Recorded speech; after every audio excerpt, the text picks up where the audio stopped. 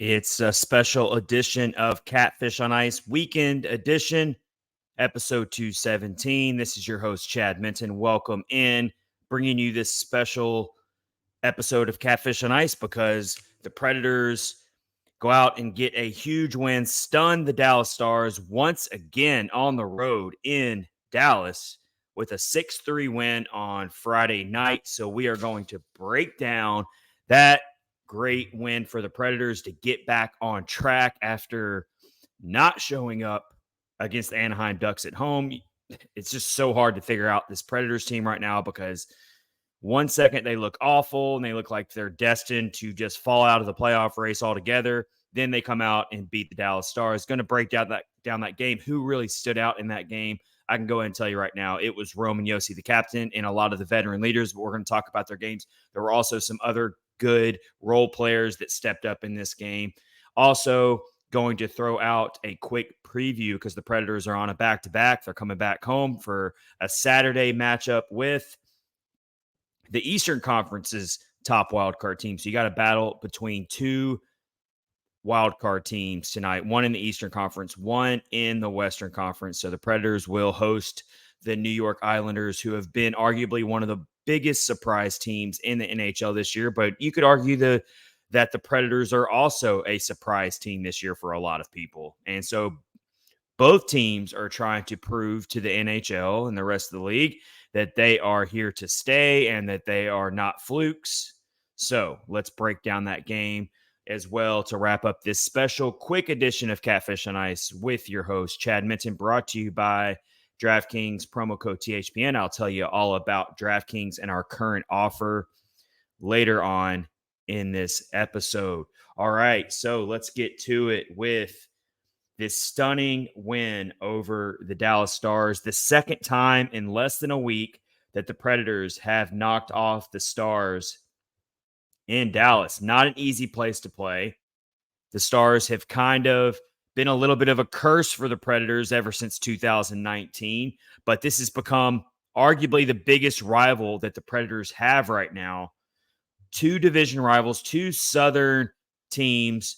They played in that Winter Classic back in at the Cotton Bowl. They met in the playoffs in 2019, and the Stars got the huge upset. So there's just a lot of bad blood that has been boiling over between these two teams for a while now.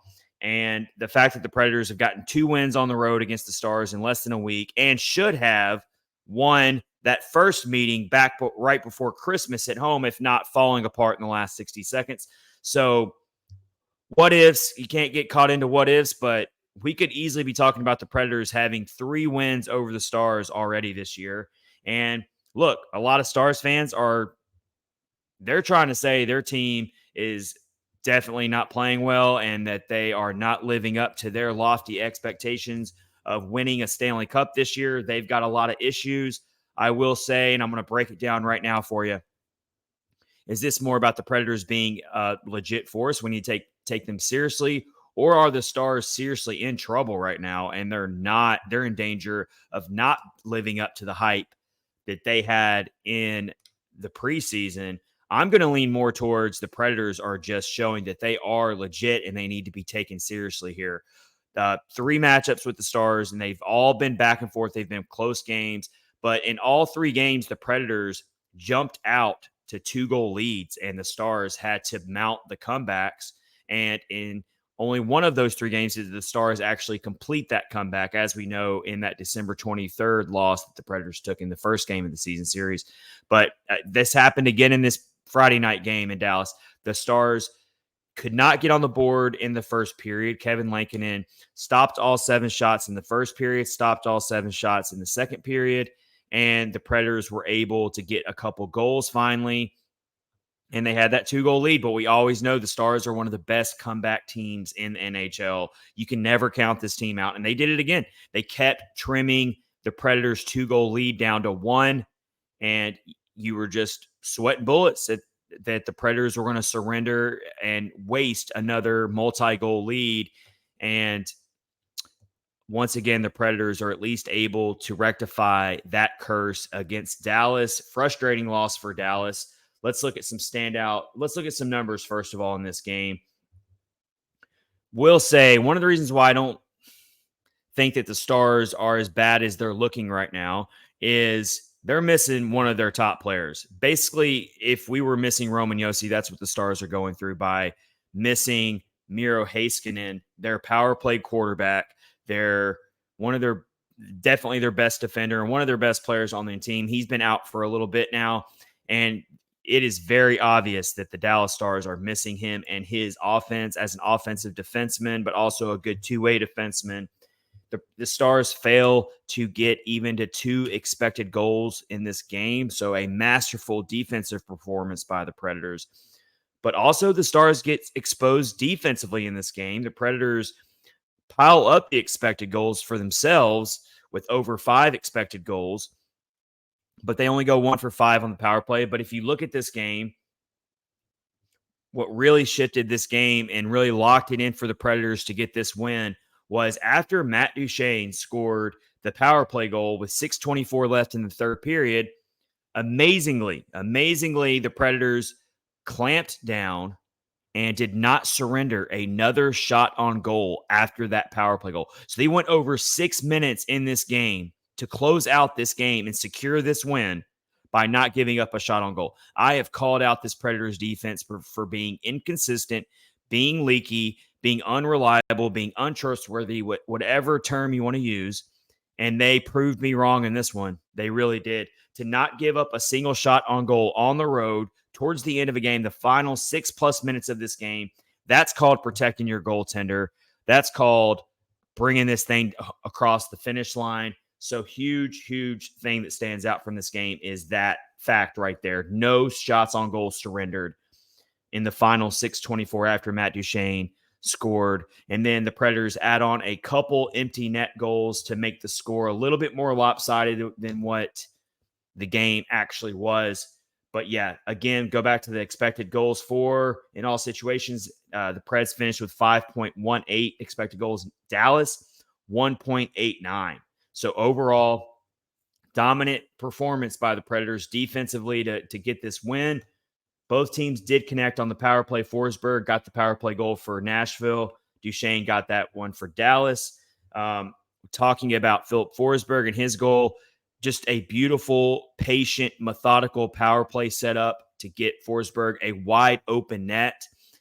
The NHL main social media account sent it out there that Roman Josi froze the Dallas defense. He acted like he was going to shoot up there from the point, and everyone gets ready for a Roman Josi blast.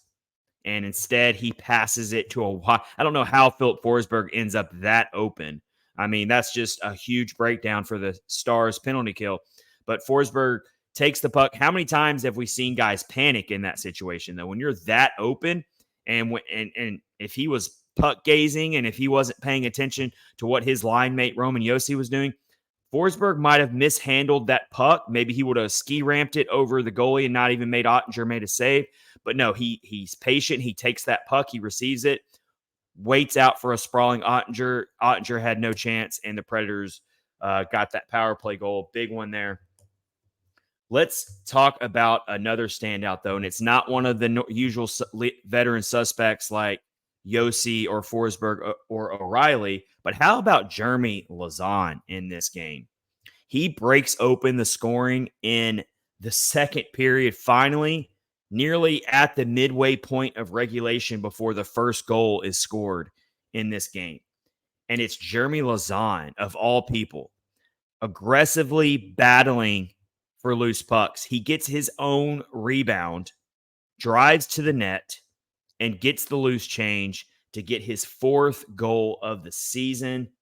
Jeremy Lauzon is becoming a defenseman that he doesn't just hit hard, which we know he does that too. He leads the league in hits with 158 hits, which is 26 more than the second place top hitter in the league, which is a player we're very aware of, Tanner Jeannot. But it's not just that for Jeremy Lauzon. The guy's got 53 shots on goal, a 7.5 shooting percentage, which doesn't sound high, but for a physical defenseman like him, that's actually pretty good. 7.5 shooting percentage, almost 4% improvement over last season's shooting percentage. Like I said, 53 shots on goal, has a chance to have a season career high in that department. So he's providing some offense. He's got a shot. He's got a really good hard shot. He skates aggressively. He doesn't just do things in the defensive zone. He makes things happen in the offensive zone. So I love seeing Jeremy Lauzon break open the scoring in this game. Going back to Roman Josi, 3 assists a night for Josi. I've been calling out Josi. I did it in episode 216 that you can check out now on all podcast platforms and on the Catfish on Ice YouTube channel.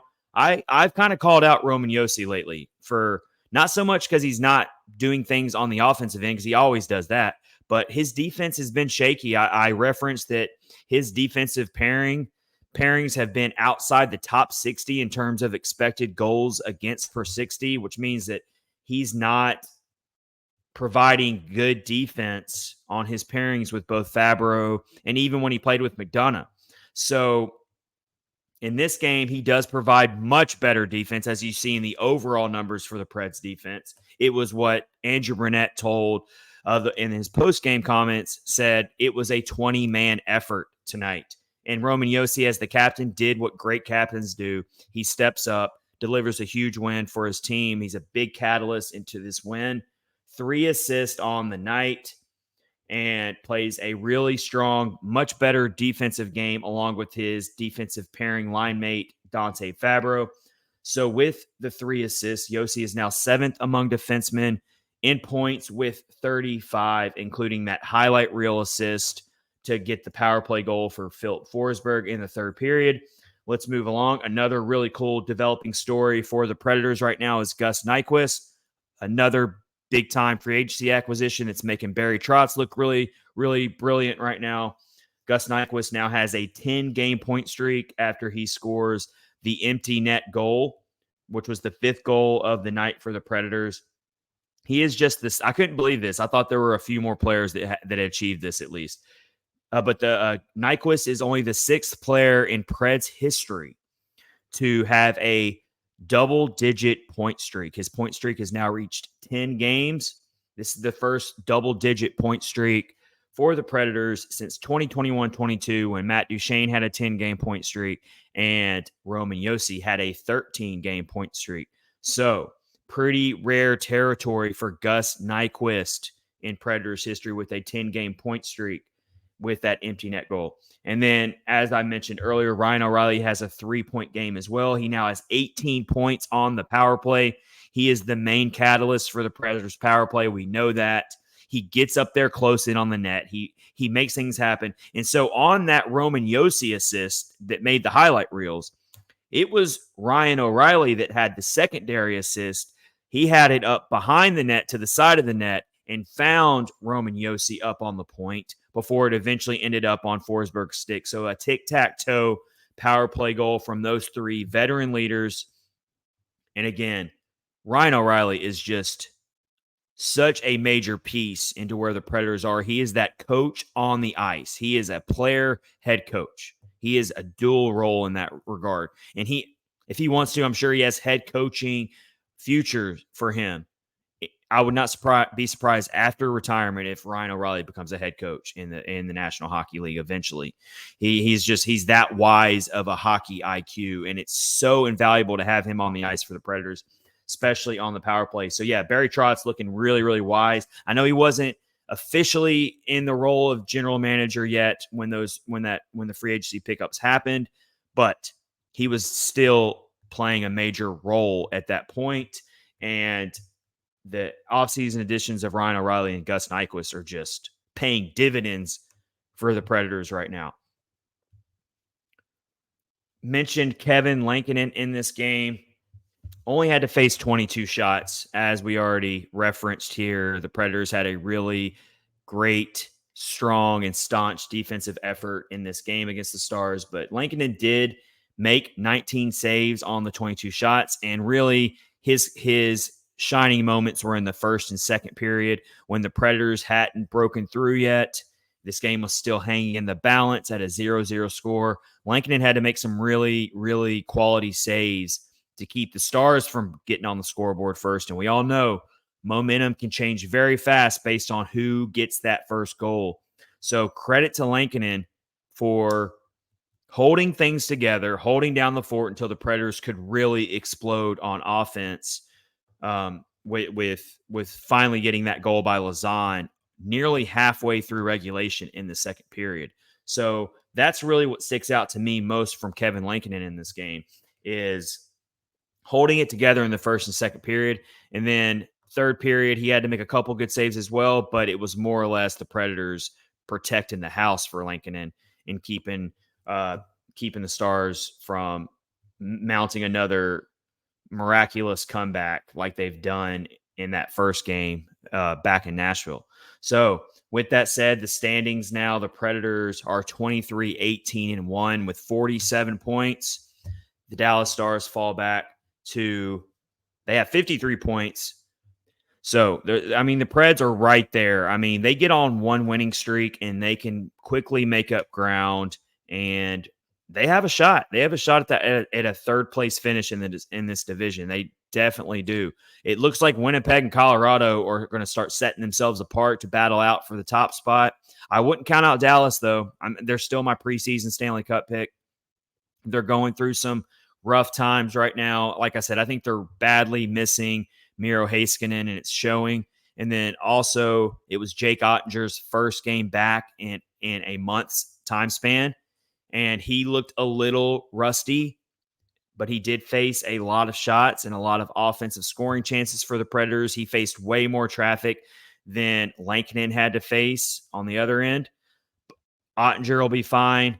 I think he's definitely can be a top 5 caliber goalie in this league. So just give Ottinger some time. I think the Stars are going to kick it into another gear as the season goes on in the grinding months of March. And I think that's when the Stars will start figuring some things out, and they'll be back to being a force to be reckoned with, and they'll be a tough out in the playoffs regardless. But they are going through some rough patches, and the Predators definitely have shown that they match up well with the Stars. So you got to think if somehow the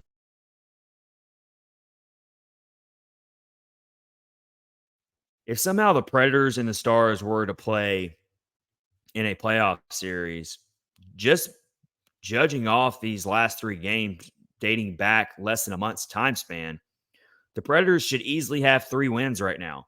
And in each one of those games, the Predators jumped out to multiple goal leads. And if not for an epic collapse in the final 60 seconds in the first meeting, the Predators are 3-0 in less than a month against Dallas. So sometimes it's all about matching up against a particular team very, very favorably. And it's looking like the Predators match up with the Stars very, very favorably.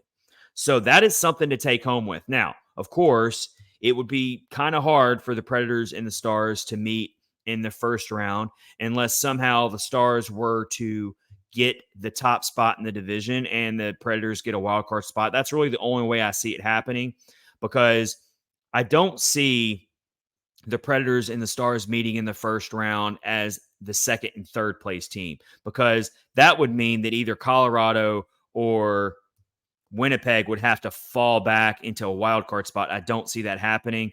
So Preds and Stars would more than likely have to be a second round matchup if they were to face each other in the playoffs. But what a heck of a series it would be if they were to meet in the playoffs.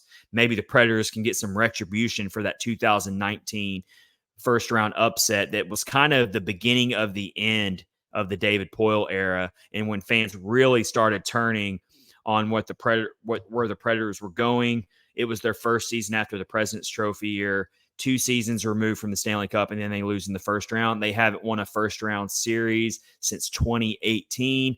So the Stars, in a lot of ways, just have a lot of bad blood with the Predators. So a big win here for the Predators as they continue to hold on to the wild card spot. But I got to tell you, it doesn't get any easier, because you've got Edmonton, who's on a hot streak right now. They're only 2 points behind the Preds for the second wild card spot. You got Seattle, who's also playing extremely well. They have seemed to wake up from their slumber that they went through to open the season, where they looked really, really bad. They kicked it up another notch, and they are also at 45 points in the wild card standings. So the Predators got a few teams nipping at their heels, and it's not going to take but all it would take is a 2 or 3 game losing streak, and the Predators are back out of a playoff picture. So that's really how close this is and how little room for error you have now that you're in the second half of the season.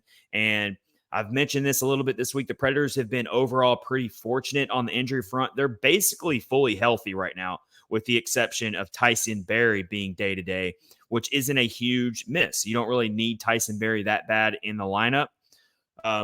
You do need to trade him, obviously, but it's hard to trade a guy when he's got the salary cap hit that he has right now, and he's on the shelf not playing. So it doesn't really give teams any desire to trade for the guy. So you're kind of stuck with Tyson Barrie right now as he's stuck on the injury shelf. There's not really much you can do right now with Tyson Barrie other than wait it out and hopefully somehow you just find a way to get anything you can out of Tyson Barrie. But like I said, it's going to be hard to trade him when he's injured like this. But other than that, the Predators are pretty good on the injury front. Now, knock on some wood, and we know injuries are going to rear their ugly head. But as of now, Predators have no excuses to lean on when it comes to injuries. They are very healthy after dealing with some injuries earlier in the season to Tommy Novak. That was a tough one to take. And, of course, Cody Glass. But overall, they've been pretty healthy. So with that said, let's tell you about DraftKings here, our current offer, as of course we are giving you this special edition of Catfish and Ice reacting to the big win over the Stars on Friday night. Their second win over the division rival in less than a week, and we're about to tell you more about the Saturday night matchup at home against the New York Islanders, a team the Predators haven't seen in over a calendar year. We're about to get into that, but let's tell you about our current offer with DraftKings with promo code THPN. We know hockey games move fast, but with DraftKings Sportsbook, an official sports betting partner of the NHL, you can score faster than anything happening on the ice. This week, new customers can bet $5 and get $200 instantly in bonus bets. So we've got a loaded NHL slate for you on this Saturday night in January. Let's tell you about some of the matchups coming at you here on this Saturday. First up, we've got one second here. First up, let's look at the line with the Dallas Stars, or I'm sorry, not the Dallas Stars, with the Predators and the Islanders. Coming up later tonight, let's see where DraftKings has this matchup. I would think it's a pretty big toss-up here between these two teams. And right now, it is, of course, a toss-up according to DraftKings, with the spread being slightly in favor of the Islanders. But that would be a really, really tough game to bet on. Dallas Stars, they are at the Chicago Blackhawks and are pretty heavy favorites, as you would expect, over the Chicago Blackhawks, who are without Connor Bedard, as you would know, with that jaw surgery that he just had to go through. Other Central Division teams in action today, the Philadelphia Flyers are at the Winnipeg Jets, with the Jets being pretty sizable favorites in that matchup. And you've also got the LA Kings at the Red Wings, Edmonton Oilers at the Canadiens, Avalanche at the Maple Leafs. That's one to have circled on your calendar for sure. And that is going to be a really, really close matchup according to DraftKings. All right, so there's some of your Saturday matchups to look at. Download the DraftKings Sportsbook app with code THPN. New customers bet just $5 on the NHL and get $200 instantly in bonus bets only on DraftKings Sportsbook with code THPN. The crown is yours. Gambling problem, call 1-800-GAMBLER or visit www.1800gambler.net. In New York, call 877-8-HOPE-NY or text HOPE NY 467-369. In Connecticut, help is available for problem gambling. Call 888-789-7777 or visit ccpg.org.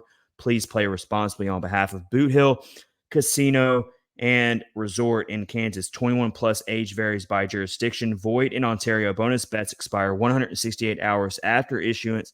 See dkng.com/hockey for eligibility and deposit restrictions, terms, and responsible gaming resources. NHL and the NHL Shield are registered trademarks of the National Hockey League. Copyright NHL 2024. All rights reserved. let's get you set up for the Preds hosting the New York Islanders. As I said, it's a clash between two teams that are leading their respective wildcard races in their own conferences right now. So that is a pretty interesting matchup. Two teams that don't face each other very often. It's the first meeting of the season between these two teams and their first meeting since last December of 2022. Nashville swept the season series last year. They got a 5-4 win at home and a 4-1 win at home. That 4-1 win, Lankinen had 48 saves. Of course, we're expecting Jusi Saros to start this game tonight on the back-to-back. Looking at the tail of the tape here, first of all, it's really crazy that how bad Nashville has kind of struggled at home. Very unusual. And it's been well noted how bad Nashville has struggled at home, especially in that last game against the Ducks where they basically didn't even clock in for work. But they're 12-11-0 overall at home, 11-7-1 on the road. The Islanders come in with a 19-12-10 record. 10 overtime losses for the Islanders is really what has them where they are in the standings. I mean, you just take away 5 of those overtime losses and turn them into regulation losses, and suddenly the Islanders are not even in a wild card spot. And maybe it's that different where people aren't talking about them as much. But credit to the Islanders. They figure out ways to at least get to overtime and get a point, something the Predators haven't done as well. They've only got 1 overtime loss. But, two very evenly matched teams in terms of where they sit in their respective playoff races in their conferences right now, which makes it very, very intriguing matchup for sure. The Islanders are 4-4-2 in their last 10 games, but most recently got a really exciting and impressive win over the Toronto Maple Leafs in overtime on Thursday. The thing about the Islanders is they're a complete team. They have a lot of guys who can beat you. They have 3 40-plus point scorers, with Matthew Barzal leading the team in points with 45, Noah Dobson with 42 points, and Bo Horvat with 40 points. So 3 40-plus point scorers is pretty impressive. They're also 9th in the NHL in power play percentage at 25% on the dot. For comparison, the Predators are 16th in power play. They've kind of remained in that middle ground in terms of power play all year. Of course, we were all intrigued by what the Predators' power play would look like with Andrew Brunette taking over and that being his wheelhouse. And I still think there's a lot that remains to be desired from the Predators' power play. My high expectations was that the Predators' power play could eventually end up being a top 10 power play. They clearly got a little ways to go, but they have shown noticeable improvement off of last season's power play, which was near the bottom of the NHL at just over 17% success rate. This year, the Predators are much better at 20.8% on the season for the Predators power play. You got 2 teams that are in the bottom half of the league in scoring. So that's something to keep an eye on. This could be a goalie duel, but we've been really worried about Saros lately. He's just not been anywhere near at the level that he needs to be. There are growing calls for Lankinen to get many more share of the starts than in the past. And I think Andrew Brunette really has to think very, very hard on that. But you also got to keep in mind, with the trade deadline being less than 2 months away, I mean, I don't think Saros is going to be traded, but we've hit this so many times in the last few episodes of this podcast, but something's got to give here. We've seen Askarov come up here and get a start this year when Lankinen was on the shelf with an illness, and Askarov got his first NHL win and looked great. I know you can't just go crazy over one game, but Askarov is also just absolutely ripping it apart in the AHL right now. He was just named an AHL All-Star. He's piling up the shutouts like crazy right now. So you got a lot to chew on right now when it comes to Saros if he continues to struggle badly. And it's not all on Saros. There's been a lot of defensive breakdowns in Saros' starts. So going to really have the spotlight on that in this game. Can Saros come out and put together a really good first period, get that first period out of the way, make some really good saves, see the puck well, see the puck in his glove, settle down. But I got to tell you, on the flip side of that, if the Islanders come out in the first 10 minutes of this game and they're hunting the puck and they're all over Saros and they break through for the first couple of goals, I'm telling you right now, it's going to be ugly. And we're going to hear a lot of boo birds from the Smashville crowd. And it's not going to be pretty. And that might get in Saros' head even more. And it would be catastrophic if for some reason Saros gets chased out of this game. And you got to bring in Lankinen, who just started on Friday. You got to bring him in this game to save Saros. If Saros gets roasted for 4 or 5 goals again really quick, let's hope that doesn't happen. But I'm telling you, the Islanders have the capability, especially on the power play, as I just mentioned, a top 10 power play. Hold your breath that does not happen. We need Saros to put together. He's due right now. Saros is due for a really gem of a start, and hopefully that can springboard him to get back into a groove like he was from mid-November to December when he was on a really good hot streak and was winning all of his starts and was putting together some good games. The Preds need that badly because there's a lot of questions to be answered with this goalie trio of Askarov, Lankinen, and Saros. If Saros keeps looking really, really bad, it's going to make things that much more complicated on what to do with all these goalies going into the trade deadline. But we got some time to figure that out.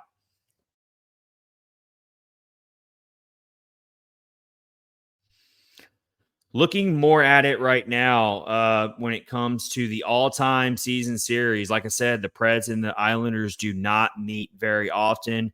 The Preds are 22-8-3 all-time against the Islanders, including that sweep last year over the Islanders. No ties in the team's history. And of course, we haven't had ties in a while. But yeah, so pretty good domination overall in the all-time meetings for the Predators against the Islanders. But like I said, this Islanders team is very different this year. They've got a lot to like about them. The goalies, last time I checked, haven't been confirmed yet, but of course we fully expect it to be UC Saros for the Predators, and we expect it to be Ilya Sorokin for the Islanders, who has also been he hasn't been horrible. He's got like a .909 save percentage. He's got Vezina caliber qualities as well, just like Saros does. And his goals against average is above 3 goals given up per game as well. So that's a little higher than what you would expect from Sorokin. Their backup, Semyon Varlamov, has been out for a while. So the Islanders are riding pretty strong right now with Sorokin. And so they haven't played since Thursday, so you would expect Sorokin to be fully available for this game. And it could be a really, really tough game for the Predators to put some goals on the board. So that might even put the emphasis even more on Saros needing to really respond here and give the Predators his A game. Otherwise, this game could get ugly. It could get ugly fast, almost like it did against the Ducks. And as you know, the Islanders are a much better team than the Ducks. So you better be ready to bring your A game. You don't want to lose the momentum you just built by beating the Stars and put out another dud. It will not be good for this fan base. All right. So with that said, this has been a special edition of Catfish on Ice, episode 217 with your host, Chad Minton. Thanks for hopping in. Hope you enjoy the rest of your weekend. If you're anywhere in the South or in the Midwest, brace for that winter storm that's coming. We hope you stay safe and stay warm. Until then, take care, everybody. We'll be back for a live episode of Catfish on Ice next week with my co-host, Max Greenberg. Take care, everybody.